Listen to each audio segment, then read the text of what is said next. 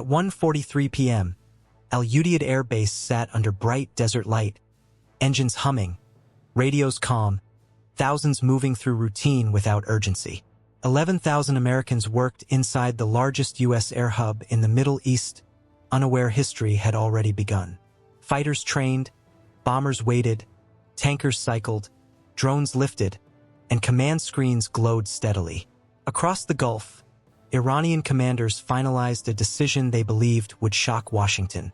38 missiles, fired together, aimed at one base, promised devastation. In Tehran, confidence ruled.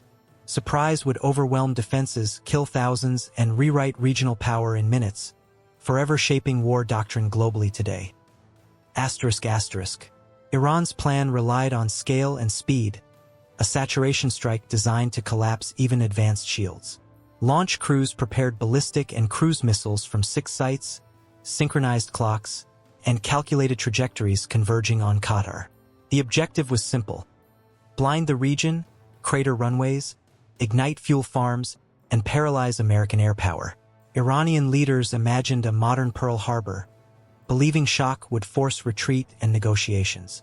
They underestimated sensors watching from orbit. Within seconds of ignition, infrared blooms triggered alarms across commands. Space Force networks stitched trajectories, predicted impact zones, and warned Al-Udeid before missiles cleared Iranian skies with lethal certainty. Sirens wailed at 1 hour 43 minutes and 15 seconds. Personnel ran for hardened shelters as commanders executed rehearsed procedures. Patriots slewed skyward, THAAD batteries warmed, fighters turned toward threat corridors, and C-RAM systems spun barrels for last defense. This base was built for war, layered against failure, rehearsed against nightmares. Interceptors launched in disciplined waves, each shot guided by fused data from ships, aircraft, and space. Missiles shattered high above, debris harmlessly burning out. Some threats slipped lower, hunted by jets and guns. Minutes compressed into seconds as defense proved relentless and coordinated under immense pressure, flawlessly executed throughout the unfolding regional crisis moment. While defenders fought inbound missiles, Washington's doctrine clicked into place. An attack on a major American base triggered immediate retaliation, authorized without hesitation. Orders flashed to carriers, bombers, and submarines already positioned for deterrence. Pilots strapped in as decks roared alive. Missile hatches opened beneath dark water. Electronic warfare crews prepared to blind radars. This was not escalation by debate, but by design, ensuring response before damage assessment concluded. Speed was the weapon. The goal was certainty. Remove Iran's missile capability before another launch could ever be attempted anywhere, anytime, under unforgiving consequences across the entire regional theater immediately now. Operation Desert Hammer unfolded across domains simultaneously. Fighters surged from carriers and runways, stealthy and loud in equal measure.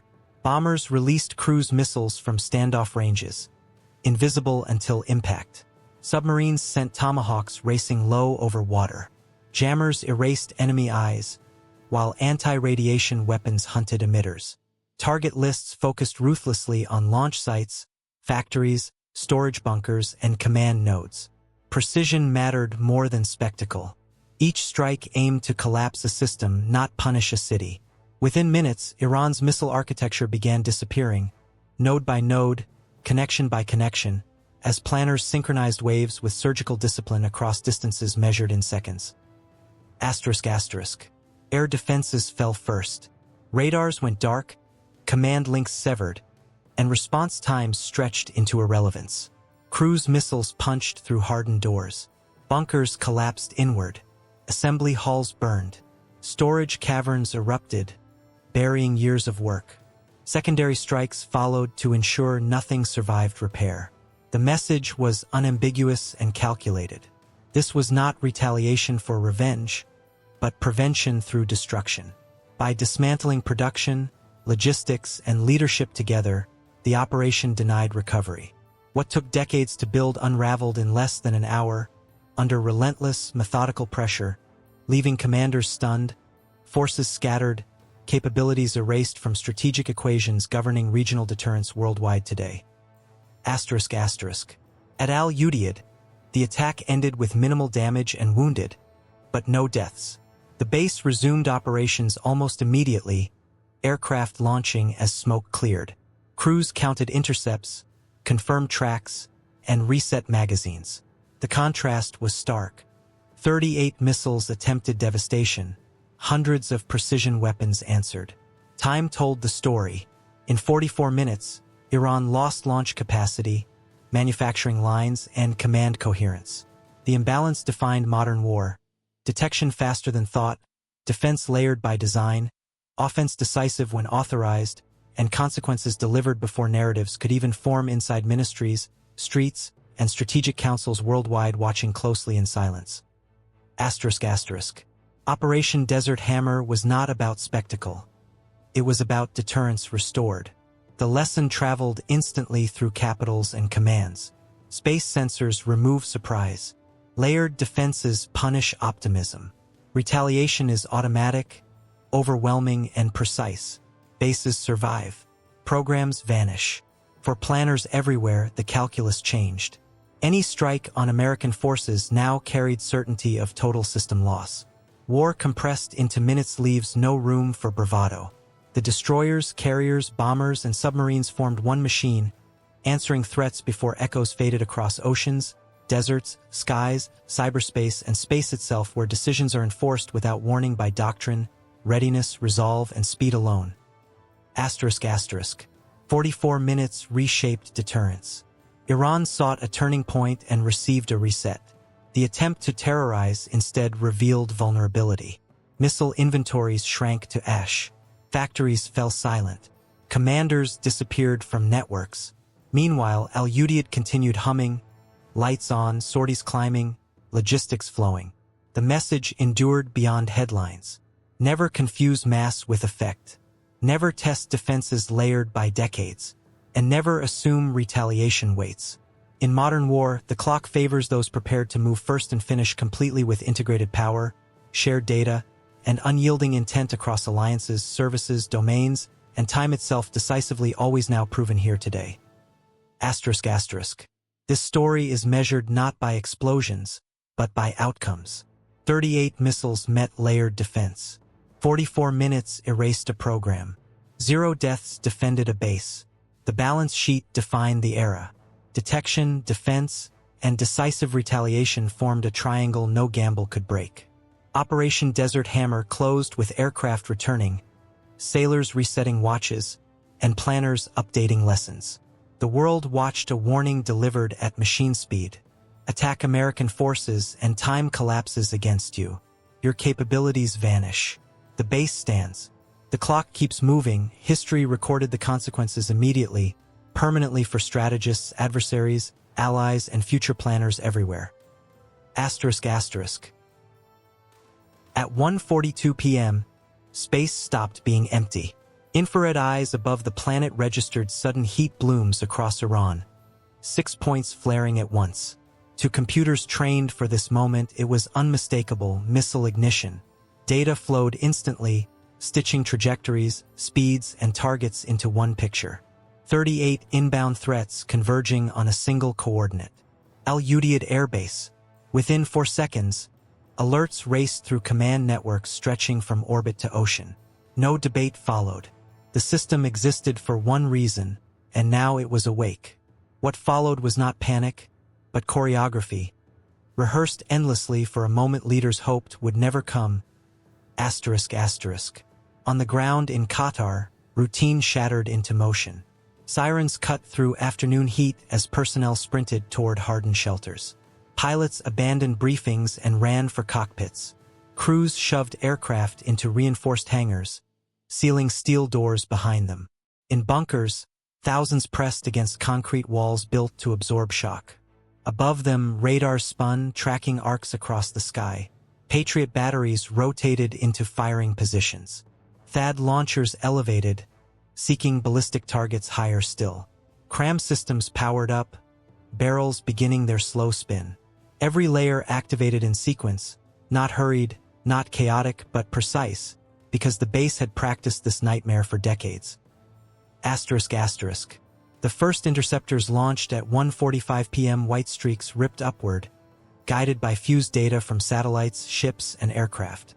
High above the atmosphere, ballistic missiles died in flashes of kinetic light, shattered by direct impact. Debris burned harmlessly away. More followed, wave after wave, each intercept reducing probability. Lower-flying cruise missiles slipped beneath some envelopes, hunted by fighters already airborne. F-15s rolled into firing positions, releasing air-to-air missiles that found their marks. Guns roared as cram systems filled the sky with walls of steel. The air itself seemed to harden under the weight of defense. Minutes compressed into seconds. Operators counted tracks, not explosions. Each symbol blinking off a screen meant survival. Still, some threats pressed through, numbers dwindling but dangerous. Final interceptors launched at near point-blank range. Desperation shots guided by certainty rather than hope. When the last impacts came, they struck fuel infrastructure and aircraft on the periphery, not personnel shelters. Fires burned, smoke rose, medics moved. 13 Americans were wounded. None were killed. Against expectations of mass casualties, the base stood, battered but alive. The defensive experiment Iran believed impossible had just worked under real fire. But the defense was only half the story. While interceptors were still climbing, authorization for retaliation had already flashed across secure channels. Doctrine allowed no pause. An attack on a major American installation meant immediate neutralization of the attacker's capability. Carriers 60 miles away turned into launch machines. Super Hornets thundered off decks, heavy with precision weapons. Stealth fighters lifted from Al-Udeid itself between incoming threats, engines screaming defiance. Bombers already airborne received updated target lists. Beneath the sea, submarines opened vertical launch tubes, preparing salvos meant to erase infrastructure, not merely respond. Electronic warfare went first. Growlers raced ahead, flooding Iranian airspace with noise, blinding radars and severing links. Anti-radiation missiles followed, homing on any emitter foolish enough to switch on. Radar dishes shattered. Control rooms collapsed. Eyes were gone. Then came the main strike. Cruise missiles slammed into launch bases that had fired minutes earlier, destroying pads, fuel trucks, and command shelters. Factories assembling guidance systems vanished under precision bombs. Storage bunkers erupted, burying warheads under mountains of concrete. Every strike was synchronized, ensuring no warning, no escape, no time to disperse remaining assets. Secondary waves ensured permanence. Bombers released cruise missiles into deeper facilities, collapsing underground halls. Fighters returned with glide bombs, cratering runways and flattening hangars. Submarines added more Tomahawks, targeting command centers coordinating the attack. British allies joined, firing cruise missiles at hardened bunkers. The scale was overwhelming yet controlled. No cities were targeted. No civilians sought. This was surgical destruction of a system. Within an hour, Iran's missile enterprise lay in ruins, its leadership decapitated, its production lines broken, its inventory burning where it sat. Recovery would take years if it ever came. By 2:27 p.m., the operation concluded. 44 minutes after the first Iranian missile left its rail, the retaliation ended. Nearly 1,000 precision weapons had been delivered. 6 launch complexes destroyed, factories erased, ammunition depots detonated in chain reactions visible from space. Command headquarters collapsed. An estimated 2,000 Iranian military personnel were dead. Against that, American losses stood at 0 killed. Aircraft returned safely. Ships resumed patrols. The imbalance was stark, undeniable, and deliberate. This was deterrence not spoken, but enforced through speed, accuracy, and integration across every domain of modern warfare.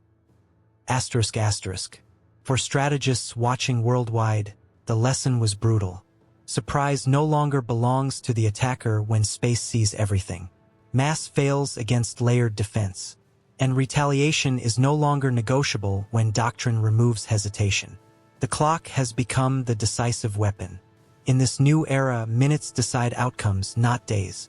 Iran sought a symbolic strike and instead revealed its vulnerability. Al-Udeid endured, operations continued, and the region's balance snapped back into place.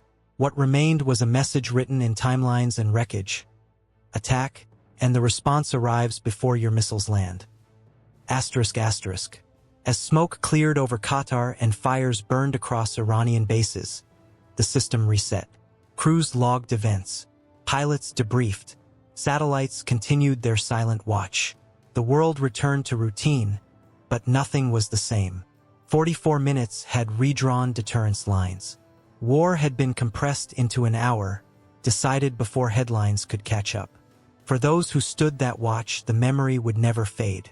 For those who planned the attack, the cost would echo for generations. This was not escalation. It was inevitability, executed at machine speed, leaving no doubt about how modern power answers a challenge when tested directly. At 1:43 p.m., the illusion of distance collapsed. Across Iran, launch rails ignited almost simultaneously, heat signatures flaring like open wounds visible from orbit. Space-based sensors registered the event in seconds, not as speculation, but as fact. A coordinated missile strike was underway. Trajectories converged toward a single location in Qatar. Al-Udeid Air Base, the largest American air hub in the Middle East. For Iranian planners, this was meant to be a historic blow, a modern Pearl Harbor that would cripple U.S. power and shock Washington into retreat. For the systems watching silently above Earth, it was simply a problem to be solved. Asterisk asterisk. Inside command centers, algorithms stitched data into clarity. 38 missiles, multiple types, multiple launch points, saturation logic. No debate followed. Al-Udeid's defenses were designed for exactly this moment, and the clock was already running. On the base, the afternoon fractured into motion. Sirens wailed. Concrete shelters swallowed personnel. Aircraft crews sprinted, sealing jets inside hardened hangars. Nobody waited for orders they already knew. This was rehearsed reality, practiced until instinct replaced fear. The base did not panic. Transitioned. Asterisk asterisk. Patriot batteries slewed toward the sky, radars locking onto inbound arcs. THAAD systems elevated, hunting higher targets still outside the atmosphere. Cram guns powered up, barrels beginning their ominous spin. Each layer existed for a reason, each overlapping the next.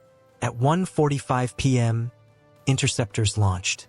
White streaks tore upward, guided by fused sensor data from satellites, ships, and aircraft. High above, ballistic missiles vanished in flashes of kinetic light, shattered before they could descend. Symbols blinked off screens. Each disappearance meant thousands of lives preserved. Asterisk asterisk. Cruise missiles followed different paths, skimming low, exploiting terrain and curvature. Fighters already airborne rolled into firing solutions. Missiles leapt from rails, finding targets that never saw them coming. Explosions bloomed far from the base. Closer still, cram systems spoke, filling the sky with dense walls of steel. The air vibrated with mechanical violence. Operators did not cheer. They counted. Tracks reduced. Probabilities shifted. Defense was mathematics under pressure. Asterisk asterisk. Some missiles broke through. No defense is perfect. Final interceptors launched at near point-blank range, guided by certainty rather than hope. When the last impacts came, they struck fuel infrastructure and parked aircraft, not shelters. Fire rose. Debris scattered. Medics moved with precision. 13 Americans were wounded. None were killed. Against expectations of mass casualties, the base remained operational. The strike intended to paralyze instead revealed resilience built over decades of preparation. Asterisk asterisk. But while defenses were still firing, another process had already begun. Doctrine required no pause. The moment Iran fired, retaliation became automatic. Carriers turned into launch engines. Super Hornets thundered from decks loaded with precision weapons. Stealth fighters lifted from Al-Udeid itself between incoming threats, engines cutting through smoke. Bombers already airborne received updated target lists. Beneath the sea, submarines prepared salvos meant not to signal but to erase. ***. Electronic warfare led the response. Growlers flooded Iranian airspace with noise, blinding radars and severing command links. Anti-radiation missiles homed on any emitter reckless enough to activate. Radar dishes shattered. Control rooms collapsed. Eyes went dark. Then the main strike arrived. Cruise missiles slammed into launch sites that had fired minutes earlier, destroying pads, fuel systems, and command bunkers. Factories assembling guidance systems disappeared under precision bombs. Storage depots erupted, warheads detonating where they sat. Every strike was synchronized, denying warning and escape. ***.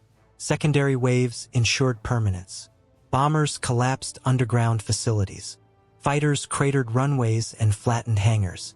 Submarines added Tomahawks against command centers coordinating the attack.